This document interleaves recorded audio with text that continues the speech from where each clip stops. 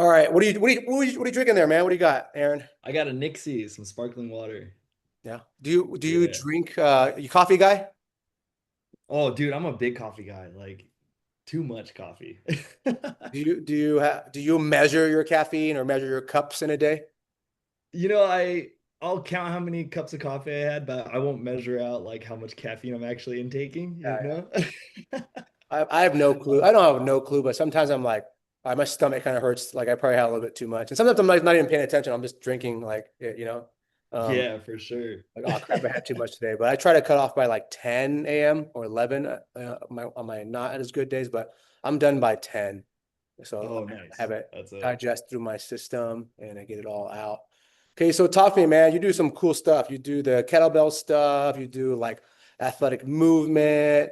Like, how did you get into that? Like, that's like a weird thing to do. Like, not a lot of people do that stuff. So yeah. How do you do all yeah, that? man. Well, I mean, I've always like grown up as an athlete playing different sports, so I've like taken a liking to a lot of that style of training. But as of recently, over the last couple of years, I started coming across more kettlebell work. I got my first kettlebell because my girlfriend, her sister works in the construction industry, and they were doing a job at a house, and they were using the kettlebell as a doorstop, and they were just gonna get rid of it. And Right. so she brought it home and gave it to my girlfriend, and my girlfriend gave it to me, and I was like, "Oh, cool! I'm gonna learn how to use this." And that was right around the same time that COVID happened, so there was nothing to do going out to train anywhere. So I just picked up the kettlebell and started messing with it. It was a 25-pound bell. I was trying to do everything I could with it, so Yeah. lightweight. I had no idea at the time. And that kind of opened up my mind to all these different training modalities too. So I ended up training with this coach Drew Miller. He's based out of Toronto, Mhm. and he had a his own cohort style of training that he was doing for kettlebells, and so that was like my first introduction into a kettlebell cert. And from there, I ended up coming across DSPCC, and then I came across KBCU. So there was just all these different people teaching kettlebells, and I wanted to learn. And so Hunter Krein, he put together KBCU Kettlebell Coach University, and I got involved there. And he does an awesome job of just breaking down the ins and outs of the kettlebell and the many ways that we can use it, as it's such a versatile tool that we can use. But he really shows you how to use it in an athletic way too. So like showing you how to learn how to do the Olympic lifts with the kettlebell. And yeah, just moving different ways too. Yeah. But I took a liking to that. And for me, when I would go to the gym, I never really vibed too well with like the bodybuilding stuff. Like it never really fit like who I was or the type of training I was used to. I like, moving around and playing and things Yeah. like that. So when I would go to 24-hour fitness, no one's using the kettlebells and everyone Right. else is on everything else. I'm like, dude, I'm just gonna do this. Yeah. But yeah, man, that's kind of like how I got into like kettlebells in general. But the athletic style of training has just always been there for me. Having been an athlete throughout my life. So what were you doing before 2020? What type of lifts were you doing? So, man, this is a good story. Okay. So, I was trying to keep up with some of my homies that just got into lifting. And at the time, let's backtrack a little bit. All right. So, after my time like playing sports and I after high school, I got into music, like Mhm. really heavily into music, and I went down that world. And I ended up getting really unhealthy due to it, just staying out late, playing shows all the time. Just not a healthy lifestyle. And so at the time, I was starting to get into a lot of pain too. Had gnarly back pain, shoulder pain, like my mobility was trash. And I was like, dude, I can't even play ball anymore. Like I want to go play basketball, and I just feel like I can't even keep up. And my homies at the time, they were getting into powerlifting. So they were just ripping heavy load all the time, doing heavy deadlifts. And for me, I was always like, okay, like let me just do what these guys are doing right now. Sure. And I ended up throwing my back out really badly due to it. Then my girlfriend was like, you know what, like How much weight was you're it at pretty least? bad. How much was it? A heavy weight at least? Oh yeah, yeah. They're moving heavy load, man. I was not prepared for it. Yeah, Yeah. and if I look back now, I'm like, oh, dude, if I knew what I knew now, like I'd probably be able to rip it a lot better. But Yeah. back then, I had no idea. So then my girlfriend recommended that I get into yoga, and so got into yoga, and that kind of helped out with a lot of the pain, just getting moving again after not moving for so many years and like losing touch with that stuff. So for me, I was like, I want to get out of pain because I want to get back to playing sports. Like I want to be able to play basketball whenever I want. I played competitive paintball for majority of my life, and that's what I was doing for a long time. Nice. And I wanted to get back into that too. So yeah, man, like before like 2020, I was like trying to do these power lifts after playing basketball for like 2 hours, then going out on the training floor and trying to rip a barbell off the ground that I had no business touching. Yeah. And yeah, that's what I was doing then. Oh man, that's tough. Yeah, I think Yeah. I think no matter like, I think at some point as you age, unless like you only did barbell stuff and you only got good at that, I think it's very hard to make it like not get hurt like doing it. Like not necessarily injured, but like I think if, like no matter how well you take care of your body, you can do all the mobility you want, all the stuff that you do to take care of your body. I think like at some point, like doing the bar just kind of hurts, especially if you lift like a substantial amount of weight, I think like that's a part of it. So now with the kettlebell, like how do people work out with it? Like is it like do I do push pull legs? Like how do I train with a kettlebell? Like what does Monday look like? What does Thursday look like? How does that work? Yeah, for sure. Yeah, majority of my my training, because I train athletes and I also have my adult group classes too. Mm. And I was at a studio teaching some kettlebell classes for a while, and it was a fun introduction for people who didn't necessarily know how to lift weight. Like they never even had experience. Like some of the my students in class were anywhere from, like mid 20s all the way till I had an 80-year-old in the class, and she Wow. was still ripping it and learning how to move her body and strength train. But a lot majority of the people who were in those classes didn't know how to strength train. So Right. for me, I'm like, okay, how can I get them to learn how to move their bodies and in a functional way too. And I know that term gets like thrown around a lot, like, oh, it's functional. Yeah. But for my adult population, I really do believe that like they gotta be capable to move in different ways if they want to have a healthy lifespan. So for me, like I basically would just teach them simple foundational movement patterns. And nowadays, fast forwarding to now, like I have a nice group. It's more of a private group, so I have like 6 people per group, which is awesome because I can attend to them better than 40 people in one big group. Yeah. But in those classes too, I'm still teaching them how to move like an athlete. Like they're learning their Olympic lifts, they're learning how to swing the kettlebell, they're learning the ballistics, and then we get into the strength work too, our grinds. So we'll still squat heavy with them. We'll press them overhead in different ways, and yeah, that's the main tool I use in the gym too, because at the private facility I'm at, space is a limiting factor, and I have to take that into account. And I invested in a bunch of kettlebells there, and just wanted to have more tools for the team to use because they're starting to get more into it, and then for me to be able to just mainly use that as my tool for my classes. We'll still dive into barbell lifts and dumbbells here and there, and we use the cable machine a lot too. Yeah. Yeah. But the kettlebell is the main tool that we use, and to see some of the confidence of the people who've been training with me for the past like 7 years now, like their confidence is just like skyrocketed with this tool. And then when they go to the barbell and then they go to the dumbbell, they have that capability. They understand how to hold the weight and maneuver the weight, and they feel more confident with that too. So that's basically just how I train it with them. Yeah, no, that's good. I think it's like, yeah. So I think people see kettlebell like, oh, that's all he does. Like, I think like it's just a tool, right? Like I use other things too. I use the kettlebell a lot as well. I don't probably not use as much as you do, but I still use it. Like I think it's like a good tool. I think it's less intimidating because I think, for whatever reason, I mean, like I always think back to the first time I used a barbell, like it was very uncomfortable, like putting that thing on my back, it was very uncomfortable. And then like holding it here kind of just hurts. Whereas like a kettlebell, just like sometimes you don't even need to teach it. Like just grab it and hold it. Cause I think sometimes if you over teach things, they kind of scare. Just like, just hold it, just pick it up. And Yep. there's handles there, like looking at it's like pretty like barbell, you don't really know how to pick it up. I think they just pick it up and innately, the height of it is usually pretty good. So people can just like figure out how to pick it up. And then, like you said, they do that, they build confidence. Oh, like if I can, deadlift 70 pounds, the barbell's only 45, then they just all of a sudden they're just loading that barbell because they built some confidence. Um, Yeah. And I you, get the you question mentioned sometimes something too, like, about programming yeah. with your kettlebells.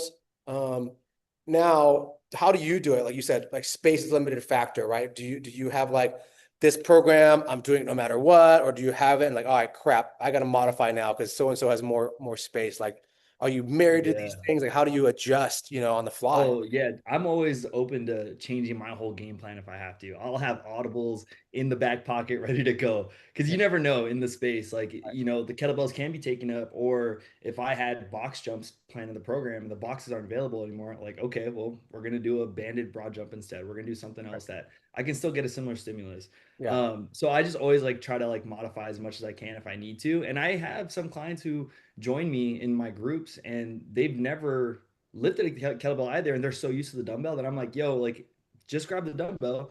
We're gonna do the same movement pattern. It's yeah, okay. You don't yeah, have to use the kettlebell. So I always try to like meet them where they're at, no matter what. But I do have some clients who will ask me sometimes when they'll say like, well, is the kettlebell better than the barbell, or the barbell better than the dumbbells and this and that? And I'm like, at the end of the day, like they're all tools, and like I always try to emphasize that so that they understand that too. And the body doesn't understand what tool you're using. The body just understands like, oh wow, I'm moving some heavy weight right now, you right. know. But yeah, man, yeah, that's like my long-winded answer there. But no, I like that. I think it's like it's always so good because sometimes you can be so rigid. We could be too rigid. Like I have kettlebells. I got to do kettlebells. Like no, like what movement are you using with the kettlebell? Like you can just put something else instead of that tool, right? So I think it's cool to hear you do some of those things too.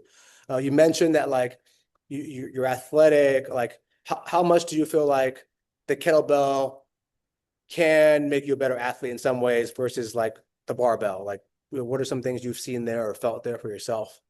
Yeah, for sure. So, a good example here too is like with like a power clean with a barbell.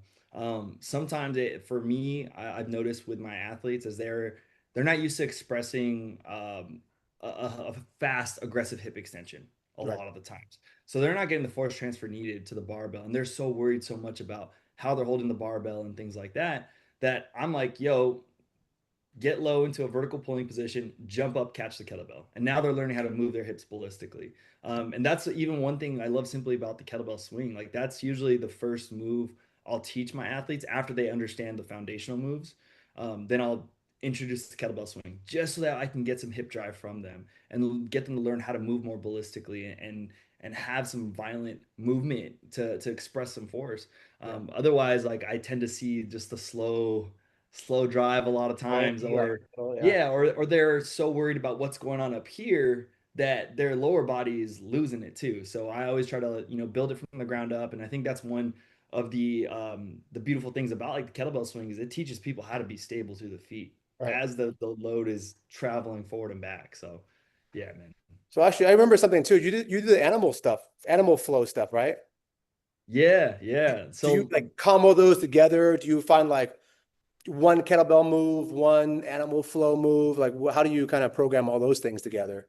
yeah, yeah. Animal flow is awesome. I think it was a good system to like learn a lot of the ground-based movement, and that's something I always include, whether it's like in a warm-up or at the end if I'm doing like a finisher and just want to include some movement variability in some kind of circuit, right? So I always have some form of groundwork where after we get a little warm, then I'm gonna do some activation stuff. So whether that's them just like holding a beast position, like lifted tabletop and doing some simple shoulder taps, things like that, then eventually I'll progress them into an under switch where they can learn how to pivot and go from chest facing the ground to then chest facing up, you know. Yeah. Then I'll slowly get them into side kick throughs and things, and just Yeah. again teach them how to use their body weight in different ways, and that can be challenging as a warm up. It can be challenging at the end of the workout if I just want to introduce something else to them. But even for some of the athletes, like if it's a lower like a lower intensity day and I'm not looking to roast them, I want them to restore, then I'm going to bring it into my regen sessions and Right. we're using the animal flow just to get some blood flowing and to attack the joints and things like that. So I love pairing up though. I love the combination of doing swings and side kick throughs as like a little bit of a circuit just to add some fun challenge sometimes.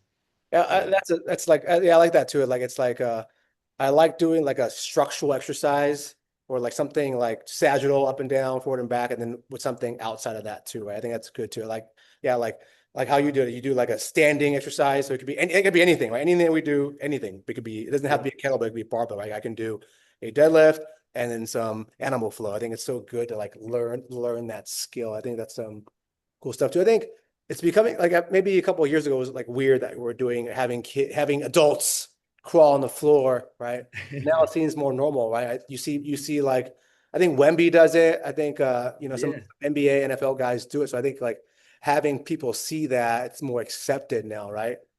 Yeah, absolutely. And even with my hoopers too, like I've noticed like some of them they can move very well. Like they can lift heavy, they can explode, things like that, but they can't get into a beast position because they don't have the big toe extension. So Right. if I can just get my athletes into these angles too that they don't necessarily get to train a lot, then they will have that more efficiency on the court too to be able to get into those angles and to be able to express some big toe extension and not look awkward in their stances, you know.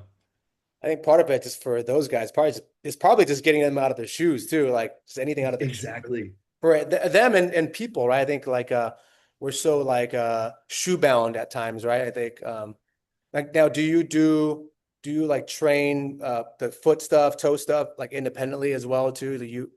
Do you have like objections to people taking their shoes off? How do they feel about like using their feet? If you walk in the gym while I'm training my athletes or my classes, you'll see that our group usually our shoes are off, like Yeah, at least for the warm up. Like we're gonna have shoes off at some point, yeah, and my group's gotten to the point like my adults they come in and they just slide their shoes right on off and walk onto the turf and we're ready to go. yeah. And I remember the first time I had one of my big groups of my hoopers, and I was like, "Yo, guys, like for the warm up today, we're going shoes off." And this is maybe like third session in, and they were like, well, I just laced up. Like, Yeah. what do you mean? And getting them into those different positions, working on some like reverse Nordics just to get them in that big toe stretch, or even just a low lunge, like having them hold there. And we're working on some spinal engine stuff, and they're like, you could see it in their face, like, ooh, this is a little uncomfortable. Yeah. Uh, but they've gotten used to it now too, where they know like, if we're going shoes off, we're probably working at the foot. We're maybe gonna do some like soleus raises and things like that too. So, yeah. It's all connected. So it's just like I think it's yeah, I think years ago, I think all the stuff we're doing now, I think it's cool, right? It's more accepted. Whereas a couple of years ago, you're kind of a weirdo telling people to take off their shoes or doing a kettlebell or doing groundwork or floor work. And I think it's a little more accepted now. So that's cool. Do you have any like um objections from people who want to train with you and they're doing some of this stuff or but they kind of see you now for this at this point they know what they're getting or do you still get like oh I don't know if I want to do that or can do that. Yeah, sometimes with yeah, because the kettlebell sometimes can be a little uncomfortable for people if they're holding on the wrist, things like that, where I'll have someone straight up tell me like, I'm not doing this today. Mhm. Like I'm not gonna do this move, or I'm not gonna do that because I've never done this before. And I'm like, all right, that's no problem. Like I'm not gonna force it upon them. Yeah. Um, my athletes is a little different. I'm gonna try to challenge them back and get them to do the things. But my adult population, I'm always trying to like let's build that trust first. And I think that when they start seeing the other members in my classes, like they see them doing the things and they're more inclined to do it. Yeah. Prime example was even just the other day, we're doing a seated broad jump in my Mhm. class, Oh wow. and everybody's rocking it. And one of my new clients, you could tell she's a little nervous. She hasn't done even a jump in a long time, Yeah. and she was on the box like ready to go, and just stood up, was like, nope, not doing it today. And I'm like, that's all right, like no problem. And Right. then at the end of the session, she was like, I think she saw everyone, go for it, and at that point, I think she felt like, all right, I want to try it out. And so when that I see that spark of confidence in the client, then I'm like, all right, I'm all here to support. Like I'm going to empower you to do this thing.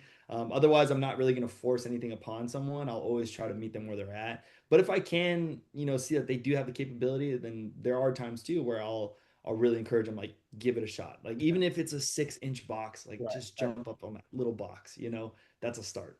What's like your why of telling me how to jump? I think sometimes people get like scared. Well, I'm not an athlete. Like, why do I need to jump for? Like, what's something you tell them? Because it is important to be able to express power, to absorb, to able to control your body. If you ever have to step off a curb, like what do you tell them the why is for this? Like, especially for the adults.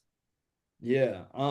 In general, like any of the power-based movements that we're doing, I always try to communicate with my classes and like why we're training things like all the time. I'm always like trying to communicate that. I'm not the type of coach who I'm like, you're doing this today because I said so. I'm always going to try to include some explanation, even with the athletes. I think it's so important. But when it comes to like the power-based stuff, like for me, I think one of the profound um, piece of information through different courses is that power diminishes fastest and Mhm. as we age. And losing that ability, that's going to start to trickle down to other areas that we're going to lose capabilities to. Yeah. And so for them, it's like, can we learn how to do that? Can we learn how to jump? And then more importantly, can we land?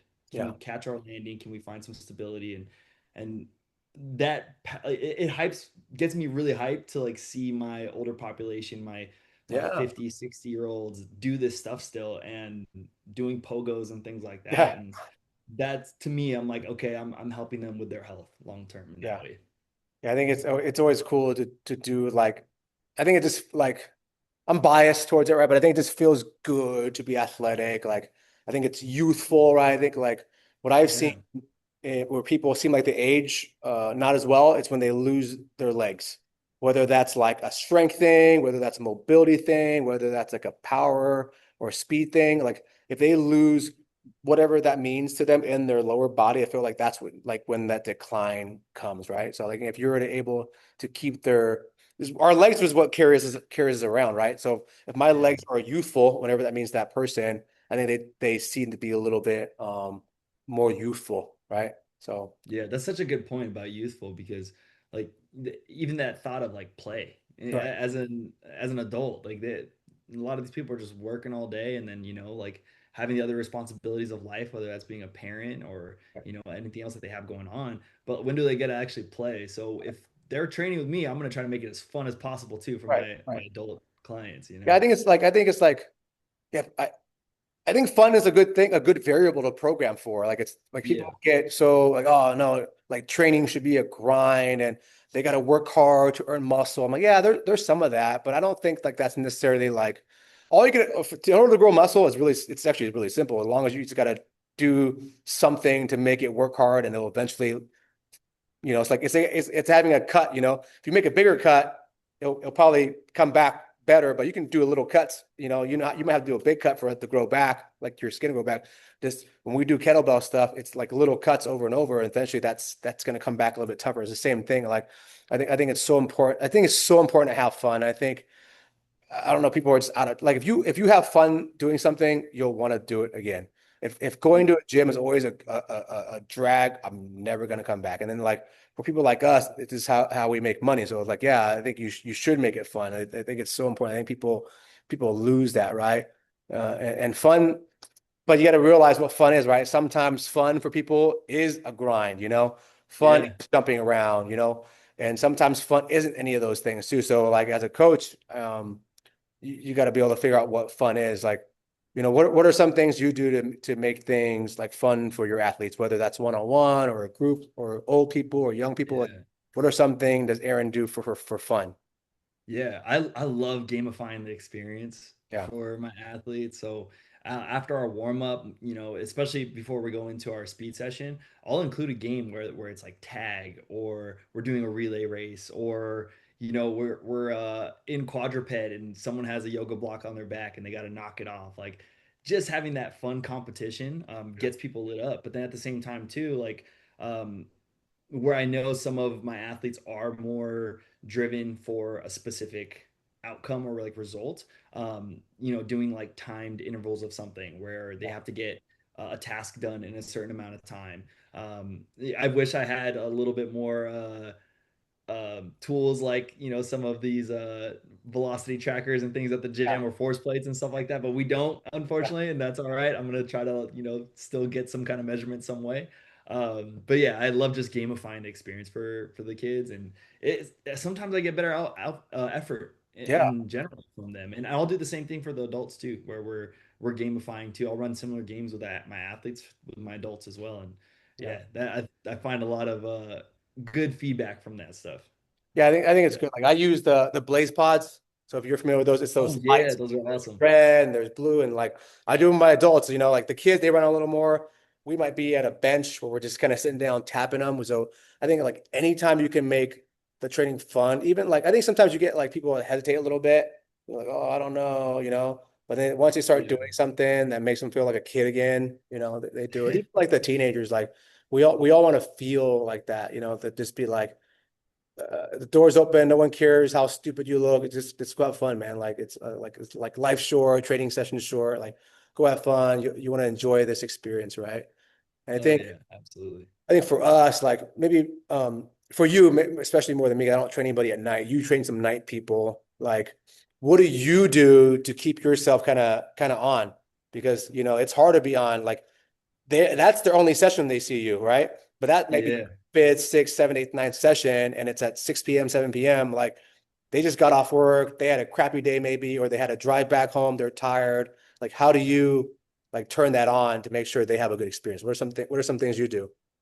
Yeah, that's a good question too, because you always got to bring the energy, and like no matter what you got going on in life too, it's like when you're the coach, when you're the leader, you got to leave whatever's going on in life at the door. And there's going to be times where you can be transparent and be like, "Yo, guys, today's a lower energy day," or like, I'm a little under the weather, but I'm still showing up. But like for me, if I know like I have a busy evening coming up, then I'm gonna prioritize my midday to kind of rest and recover a little bit while getting some work done too, kind of like we were talking about earlier. But naps. I'll take a nap, man. I'll nap it out. I'm the king of power naps. I can nap anywhere, anytime.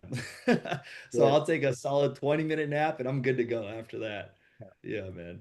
So that's good. Solid naps. But even like my middays too are sometimes it's me training.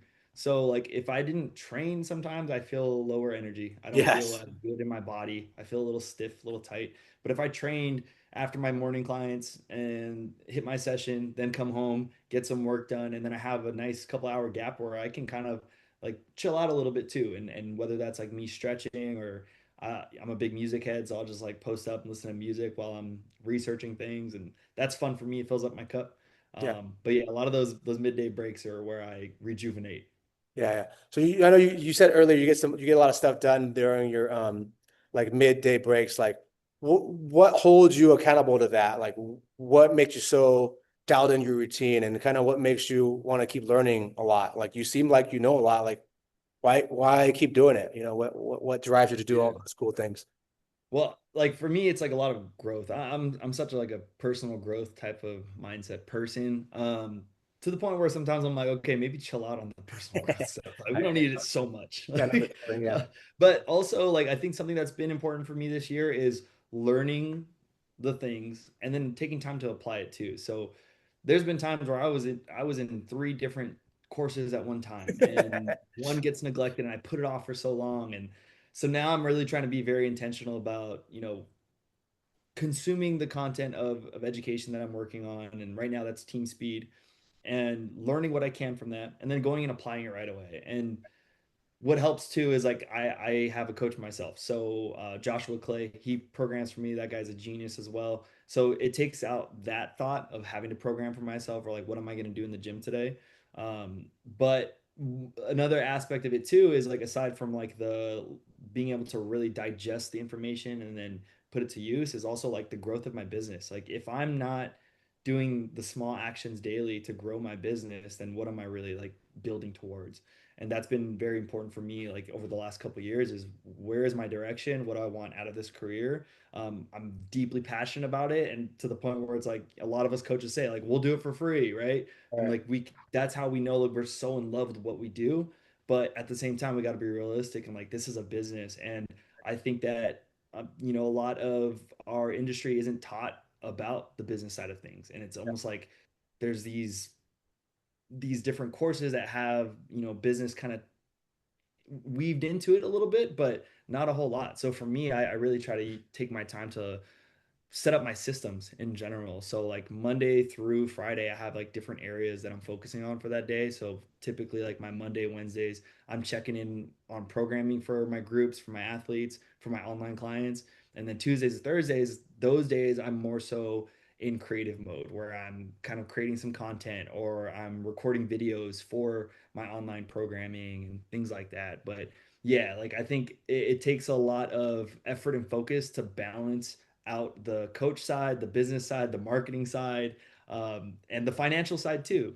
So there's so much to it that for me, I'm like, I got to stay on where I can. And the more that I focus my Monday through Friday grinding and working hard, then Saturday, Sunday, I can take my foot off the gas pedal a little bit more, spend Yeah. more time with my girlfriend and family and things like that too. Because I've done the schedule where it's 7 days a week. I've worked every single day and it can burn you out pretty fast as a Yeah. coach. So I think like for a lot of coaches, like setting up their systems is very important. Yeah, it's like creating like I mean for me like the week to week schedule kind of changes, Mm. but I there's certain things I program my schedule that I just still go by. I think it's so important for coaches, people like us to set time aside, like set time aside to set time. Yeah. Like you have to say like Sunday at 6 a.m. I go to Starbucks and then I look at my schedule and I kind of set time for certain things. I think it's like I feel like it can be tedious, but I would like you've worked a real job before, and so have I. And I always like when that stuff gets hard to do what we're doing now, I always remember that. I'm like, I don't want to do that again. So you better Yeah. sit, if you don't want to do that again, you better sit down and do these little things that you want to do. Like if people say like, I want to do this. No, you don't. Like if you want to do this, you would sit down on your breaks and not just binge watch shows or whatever. You would sit down, do your business, do your programming, do your videos, learn, I think it's like, it's, I think it's so easy actually. Like I'm motivated to learn because there's so much out there, right? Yeah. And if you're a business like yourself, like if you don't have that skill set, they're going to go to someone else. So like, yeah, you're not going to, it's almost, I hate when people say I'm an expert in this, expert in this, expert in this. I'm not, I'm expert in none of it, but I know Mhm. pieces and bits of all of it. And I think it's so important to like know those things too. Like, you not necessarily have like the best answer for the barbell, but I think you should have a general idea of all these things. If you're going to train, because anyone can walk through your door right now, right?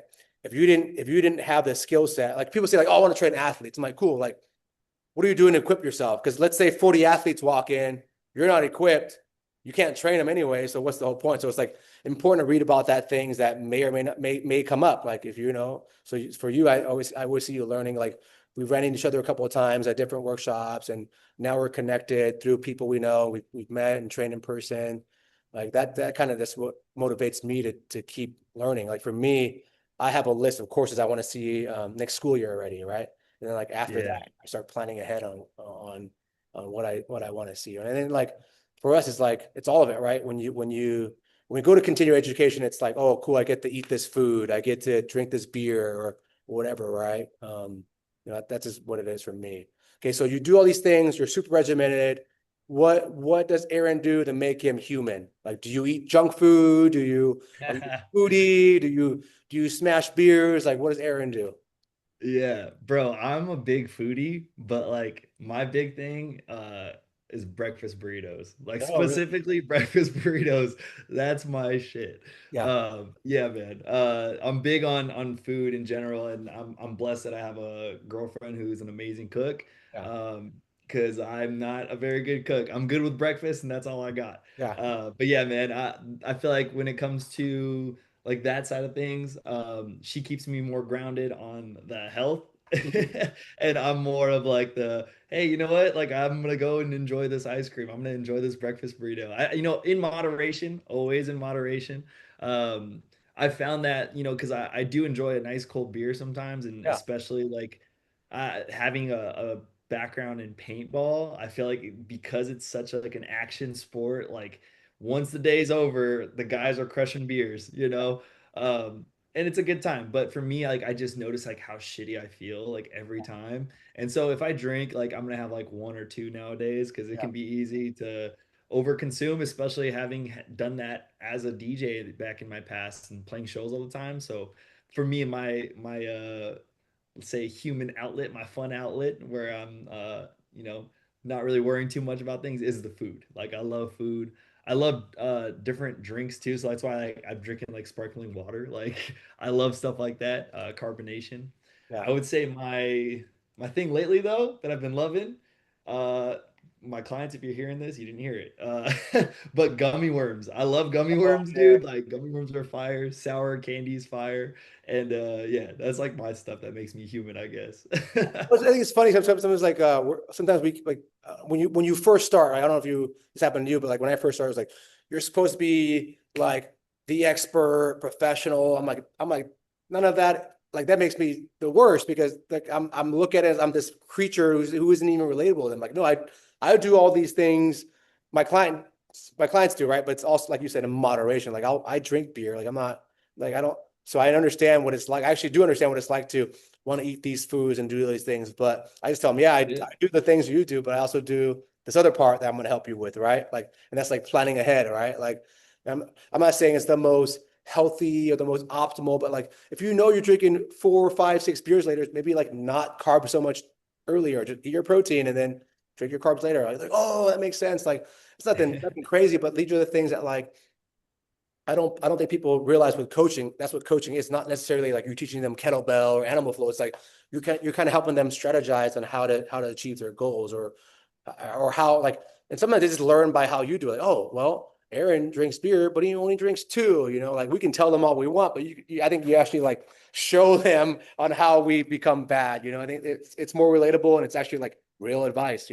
Yeah, and the lifestyle factor is very important within my coaching too, Okay. especially with my adults because some of them had also like if they haven't had experience with training, more than likely they hadn't had experience getting coached on health and lifestyle. And for me, coming from like I was raised by my Filipino mother, right? And we lived next door to my grandparents, Right. and Filipino food can be very greasy. It Oh could yeah. be very fatty. And Yeah. so growing up around these fried foods all the time and things like that, like we didn't really learn much about like a healthier nutrition and eating rice all the time, which again, it's not bad, but like the moderation of it wasn't necessarily the best. And my mom being a single mother with 5 kids, well, technically four, one of them was my cousin, but that dude is my Sure. brother. Sure. But that dynamic, like fast food was our thing. Like fast food was convenient, it was cheaper, it was easier to get that, or hella corn dogs from Costco, right? Like Yeah. Hot that's pocket. what we survived on. Like we grew up on that stuff. Yeah. So like having that thought of it and knowing like I probably have clients who have experienced the same thing. They've probably never have been taught, healthy nutrition. And some of them just automatically do because that's how they're raised as well. So Right. taking the lifestyle coaching aspect into it, like I really try to humanize that experience because I'm not the type of coach who's very rigid in that sense, where I'm going to empower them to make the right decisions that's going to make them ultimately feel good. And I always say like feel good to feel good. So like make sure Yeah. you're eating good food if you want to have good energy. But Yeah. just know like yeah, if you probably go out and have 5 drinks tonight and you try to train at 6 a.m. tomorrow, you're probably not going to feel good. Right. But hey, that's the payoff, Right. And So sometimes just it's like worth it, right? being Because very there real. is like a cultural, a bonding element to food and drinks, Yeah. right? Like some people are like, yeah, I do these things too. Like this is my way to bond with X amount of people. I'm not doing it every day. Like understand those things. Sometimes it is worth it to feel like that because you made some memories with people or whatever it is, right? And sometimes it's not. So like, yeah, I think it's cool that you teach your clients these things too. Yeah, basically like the way I run it too is that like even though we're coaching in person or they're training with me in person, I have an online system where they're doing their check-ins weekly. So Yeah. that way I can really give some touch points on that stuff. Because it, for me, like the reason why I really lean towards the group training aspect, especially for the adults, is that one, it's like more cost effective, it's more attainable for people to do it long term. Right. And then it helps me like help a bunch of people Right. without having to stretch myself too thin on an hourly basis, right? So with that, like they just submit every single week. They'll have a questionnaire that they fill out, and it'll ask them things about lifestyle, whether there's how was their sleep, how was their stress, how was their nutrition, how would they rate their overall week, and what are some wins too. So like I really take all that information and try to give them some touch points on that, in addition to the physical side of things with training. Yeah, that's cool, man. Now, do you do like most of your clients see you what 2 times a week, your groups three? Like what's their deal? Yeah, on the average, I would say like 3 times a week. I have some who are very committed and they're doing 5 days a week. Yeah. So we So make it happen. so Yeah. with the 3 days a week people, like do you give them stuff to do? Like, hey, go take yoga, hey, go on a walk, get 10,000 steps. Like what do you do for those people to kind of keep them engaged? Yeah, I highly encourage walks a lot. There's so many benefits to it, like whether it's like after a meal for digestion or uh, bringing down your nervous system a little bit, go outside, get into some nature and breathing. But depending on the individual. So if I have someone who's kind of like rehabbing an injury, those off days, usually I'm having them do some kind of like mobility at home or some type of activations or just some corrective exercises so that way they can still maintain and recover well going into the next session. But also like the my with that same platform I use, my clients, they all have access to the program Monday through Friday. So Hmm. they can go on the phone Oh, and do it themselves. They can work out from home. And I also have different on-demand workouts available. So oh, like body nice. weight workouts that are ready to go, hit workouts that are ready to go. So if they want to do something on their own, they can. Um, Nice. yeah. So that's like how I kind of keep them engaged still. Do you feel like that's do you think that's a detriment at all by any chance or not a detriment? Because I know sometimes like, oh my God, he has like these on-demand workouts. There's too many shows on this Netflix. Like, I don't know. I don't want to do anything Tuesday, but he has it on here. Like, do you ever feel like that's a detriment or it's more of a good thing because you're giving them multiple options? Yeah, I found it very beneficial, especially for some of the clients I have. They travel a lot. So, for example, I train a pilot, Mhm. and he can get called into work at any point throughout the day. Within like 2 hours notice, he has to be at the airport. And so sometimes he's ready to come to the gym, but the next moment he's like, dude, I can't even make it, sorry. So he'll fly out, but because he has access to the workouts, or I've developed a program for him that he can just specifically do in a hotel room where it's just body weight, he Yeah. has that option, so it still gives him something to do. Whereas like some clients, I ask them and I'm like, if I develop this program for you, like a follow along program you can do on your own, realistically, would you do it? And some of them are honest, are like, no. No, Some of right. them want it. So I'll just offer it to everybody, and whoever wants to do it can do it, you know? Yeah, it's cool. I remember like when you're learning this stuff, they teach you how to have a consult with people, and sometimes like you got to listen to the client, right? I'll use like the phone example.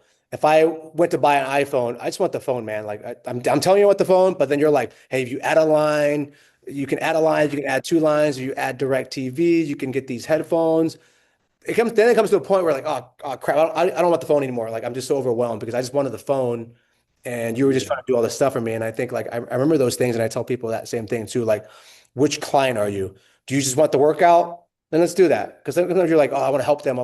Let's track your water, your nutrition, your steps, your sleep. Yeah. They're so overwhelmed they don't want to do it anymore. But like if you listen to the client, they'll give you the answer. Like some clients want all these things, then yeah, I'll give it to you. If you don't want these things, great, because now I'm not doing the extra work that you don't need, right? So it's like it's so important to listen to these people. Some people just want the damn phone. They don't want to add a line Yeah. and all that. But like some people don't understand that. Like, I want to help my client. I'm like, dude, you're just throwing stuff at them they don't want and need, and they don't want to do it anymore. I don't want the phone anymore because you threw all these things at me, right?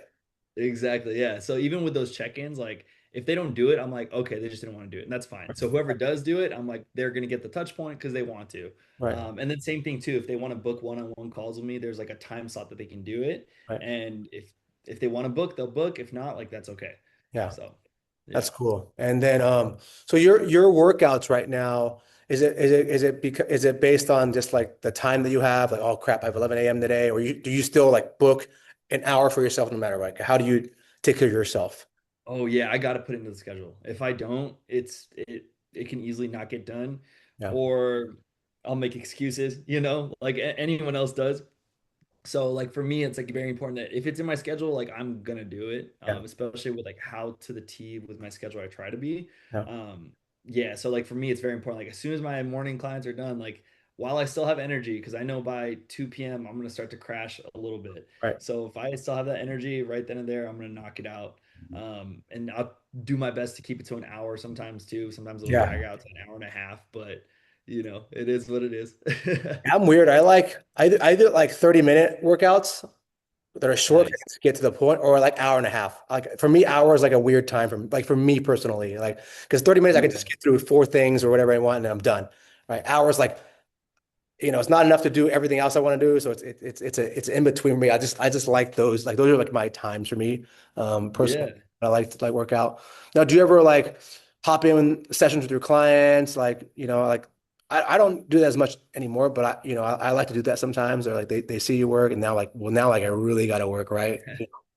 Yeah, every once in a while, I'll do some swings with them, or if we're learning a kettlebell complex for the day, then I'll maybe do the first round or two with them and Yeah. just show them how it's executed as well. Otherwise, I'm like very coach mode when I'm teaching my classes and things and training my clients. But I'll love to sneak in an arm pump here and there with them too, or Yeah. even with my one-on-one. Sometimes I love one-on-one sometimes because it feels like you're just hanging out, having a Yeah, it conversation. So is. try working out. It's For me, literally what it is. but it's similar for me. For me, like one-on-one, we're hanging out. I'm a little bit different than most coaches. In a group, I feel like it's comedy hour. I'm just roasting. Oh yeah. I'm a little bit different, so I understand. And not everyone likes that. That's okay. Like it is what it is. At least for what I do, I get to have some control. You're like, I'm not, the thing is like for younger coaches, I tell people like don't get offended when people don't want to train you. It's not a big deal. Like not every dog Mhm. lover loves pit bulls. It's okay. It's not the Yeah, world. Like you just gotta understand that. Like you can't be like, oh, I got this person. They didn't want to train with me. It's okay. Like there's a million people out there. I think for me, like you share stuff, I share stuff, and the people I'm around I always share stuff. Like I just feel like there's so many people who need training, who want training. Like you can't train them all. I can't train them all. Like the plate's big enough. We can all eat right. We don't need to be gatekeeping stuff, hiding stuff. I think it's just like so cool to collab in the community, right? I think it's that's yeah. just what we need. We need more people to do stuff, whether it's with me, with you. It doesn't really matter to me. I think people just need to be healthier, right? Yeah, and that honestly, like kind of touching on the point of like seeing what everyone else in the community is doing, like as us coaches too, that's something that really helped drive my growth. Because when I first started out and I became a personal trainer, I was like, where do I start? And I just had my garage gym. I Yeah. didn't know anyone. I had maybe a couple friends here and there who were trainers as well, and I would kind of message them for advice sometimes. But what helped me grow a lot was getting involved in these different communities and putting myself out there and taking courses like KBCU where you're putting a group of 20 other people and you're going to learn curriculum for the next 8 to 16 weeks together. Yeah. So you're really going to get to know each other. And, even coaches like Durant, like Coach Durant is amazing, man. And I simply like reached out in a message that time I saw you over at that Yeah. the Lead Taft workshop, and he was like, "Yeah, come on and work out with us." And I was like, Like, oh "Whoa, crap. Oh crap. yeah, all right, I'll do it." Yeah. And showed up, and he treats you like one of his own right off the bat, and that Yeah. just felt so empowering too. And to know that I have such awesome friends in this community now that I can reach out to and ask for advice or bounce ideas off of, that's huge. I think Yeah. that's such an important factor for coaches out there. Yeah, it's just I think sometimes like I tell people I'm an open book. You can ask me questions, and if I don't know it, I'll help you. I think people sometimes are afraid to ask, and like you said, it's about like in order to get better, you got to put yourself out there. Like it may not Yeah. feel good to not know something, but I'd rather not know it in front of someone who knows it than not know it when I'm training somebody, right? So like I'm never afraid of like, oh crap, I don't know that. Uh, Yeah, Like, so I absolutely. think I think it's cool to like see people like you doing cool things and learning and getting out there. So one more thing I'll ask is like, what is something you'd recommend for someone who just wants to start, whether they're going to be a coach or whether they're going to be a client? Like, what should they do? Like, how should I start? Yeah, I think it's always going to start with like curiosity. And for me, action will always breed consistency, which will then help cultivate confidence. So I would start there is just being curious, being open to learning, um, knowing that there's going to be some struggle and there's going to be some times that feel difficult. But ultimately just taking things, one day at a time, like really taking time to learn, Yeah. I think is huge. Yeah, that's kind of like where my mind goes right now. What was like one difficult lesson you learned through this training, coaching, and then like what is something you figured out to get out of it? For me, when I first started, I was like, I could not sell any training. I couldn't sell $1,000 package. I couldn't sell anything. I was like, crap, I can't sell anything. So I just started selling like we had 2 packs where I was at. So I would just sell 2 sessions. Like I started hitting a couple of those, and like that slowly gave me confidence to do bigger things. Like what's something that you struggled with, and like how did you get out of it? Yeah. I think for me, like, man, I'm trying to think of like a real big struggle that I had in this starting this industry. But for me, it was more so of like learning how to like grow my clientele. Yeah. Um, when I was working at or working for this marketing company and I was working from home, I was training clients early in the morning, sometimes on my lunch break, and then after work too. And my goal was to make enough where I can part ways with that job and just go full time into training. So for me, it was like trying to bridge that gap and like know like what steps do I have to make. So learning like, okay, if I'm making X amount of dollars a month through this job, I have to make X amount of money here too. How many clients do I need? So like really reverse engineering that process Yeah. helped me, and I still do that to this day. If I'm trying to scale something, I'm like, okay, well, what's the goal? And then can we reverse engineer that? And I think that goes for anything else too, like whether it's someone who wants to open a gym or they're wanting to get their first client. And a lot of it has to do with just putting the reps in Right. and just getting the experience. And like, yeah, again, just knowing that like there's going to be ups and downs. But I think that's like what helped me is just and not being hard on myself because I was very hard on myself early in the beginning. So if I were to give someone advice and how to, break through some kind of obstacle like that is just not to be hard on yourself. Because once you're hard on yourself, it's hard to keep progressing. It's hard to move forward. You'll live in the head and like you'll keep looking back. It's hard. I think it's harder now too. I started this like, a lot of years ago now. What's that, 15, 16 years now? It's hard because now because you see everyone's doing well. Everyone's doing well. So now you're like, oh crap, I'm so sucky at this. I'm terrible. But like you can't just like look at Instagram, I think it's Yeah. harder now because you see Instagram, like, dude, that guy's making 500K a year training. I'm like, no, he's not. But then like you get in your head because you're like, oh crap, he's doing all this, doing all that. Then you get in your head, you're like, oh crap, I'm not good at this. And yeah, I think it's harder now to like not get in your head when it's like it's not always how you see it, out there, right? So Yeah, yeah. And again, the community aspect is like probably one of the big things for me too. Just leaning on community and learning through that and being uplifted through that too. So I think it's always important to surround yourself with individuals you can learn from, but then also surround yourself with individuals that you can also help teach and help grow as well. So that's like always important for me is I don't want to be the smartest in the room. right. I don't want to always like try to aim for that. I want to have people I can always look up to and learn from and also just keep building up at the same time. Yeah, I think it's cool. Like I think it starts with you, starts with me or whoever, like letting people know that door is open, like I think it's Yeah. like it's so important, right, to do that.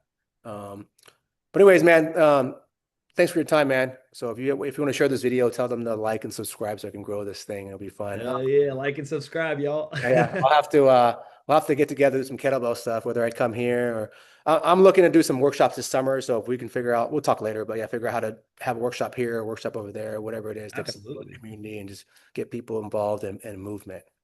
Hell yeah, man. Yeah. Looking forward to it. And anytime you want to have me on, man, I'm always open to it. All right, man, we'll talk soon. All right, bro. All right, take care. You too. Later.